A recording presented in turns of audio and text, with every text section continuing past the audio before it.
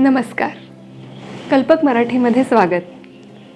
आपल्यापैकी कित्येक जणांना असा प्रश्न पडतो की खरं सुख कशात आहे बरं नक्की, आणि ते कसं मिळतं? मला सांगा, सुख म्हणजे नक्की काय असतं?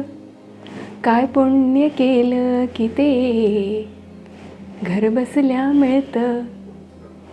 हे गाणं आपल्यापैकी कित्येक जणांनी गाऊन पाहिलं असेल, आणि हा प्रश्नही तसाच अनुत्तरित राहिला असेल.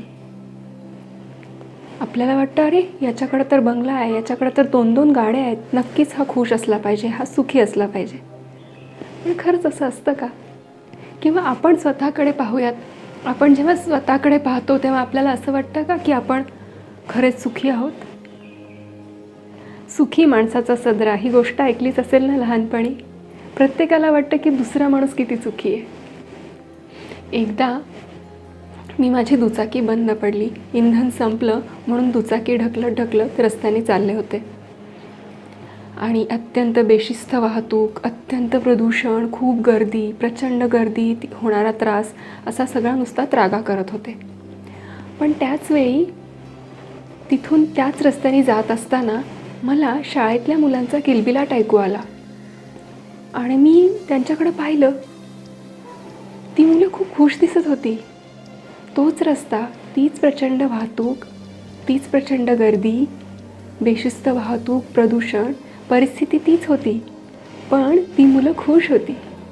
याचाच अर्थ सुख हे परिस्थितीवर अवलंबून नाही, किंवा आनंद हा बाहेरील परिस्थितीवर अवलंबून नक्कीच नाही. लहानपणी आठवतं का? लहानपणी आपल्याला पेरू, बोरं अशा गोष्टी खाव्याशा वाटत, पण कोणाकडेच पैसे नसत, पण त्यामुळं काहीच फरक पडत नसे. गुलाबाच्या रोपाला आलेलं नवीन फूल न्याहाळण्यात, कागदाच्या होड्या बनवण्यात, सायकल शिकण्यात एक वेगळाच आनंद मिळत असे. असा आनंद हा छोट्या छोट्या गोष्टीत आपण लहानपणी घ्यायचो. तर मला असं वाटतं की आपण आपल्या मनात, आपल्या आत एक लहान मूल दडलं आहे ना, त्याला साथ घालूया. त्याच्याकडेच आनंद नावाचा ठेवा सुरक्षित आहे. त्याला आपण विचारूया की आनंद मिळवण्यासाठी काय केलं पाहिजे बरं. ते छोटं मूल तुम्हाला नक्की सांगेल. निसंकोचपणे नाचण्यात, गाणं येत नसतानाही तार स्वरात गाण्यात, शांत गाढ झोपण्यात एक आनंद आहे. हे सगळे छोटे आनंद आपण विसरून बसलोय. तर आपल्या मनात छोटंसं जे मूल दडलं आहे ना, त्याला साथ घालूयात. संगणकावर बसून तासनतास काम करण्यात, ताणतणावाचा सामना करण्यात आपलं आयुष्य केव्हा संपतंय आपल्याला कळतच नाही आहे. अलीकडं कृत्रिम बुद्धिमत्ता, आर्टिफिशियल इंटेलिजन्स नावाचं तंत्रज्ञान येऊ घातले, आणि या तंत्रज्ञानामुळे म्हणे यंत्रमानव लवकरच माणसांना मोडीत काढणार. खरंच ते तर केव्हाच झालं आहे. मानवाचे आपण यंत्रमानव केव्हा झालो आपल्याला कळलंसुद्धा नाही. आत्ताच खरी वेळ आहे आपल्यातील लहान मुलाला साथ घालण्याची.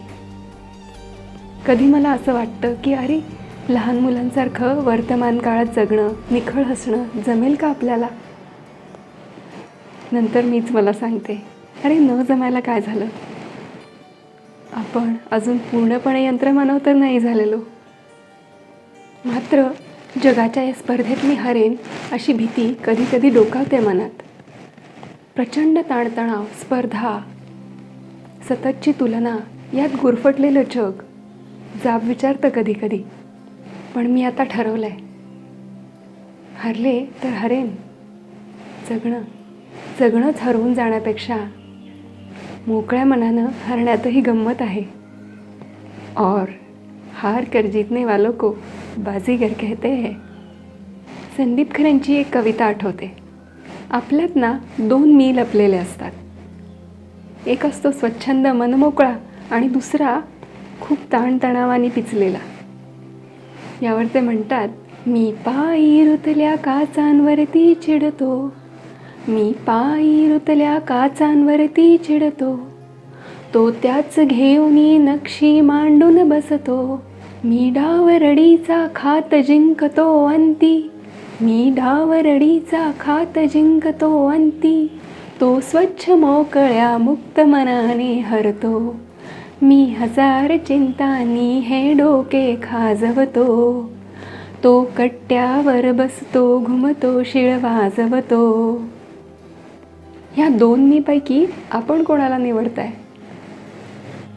धन्यवाद.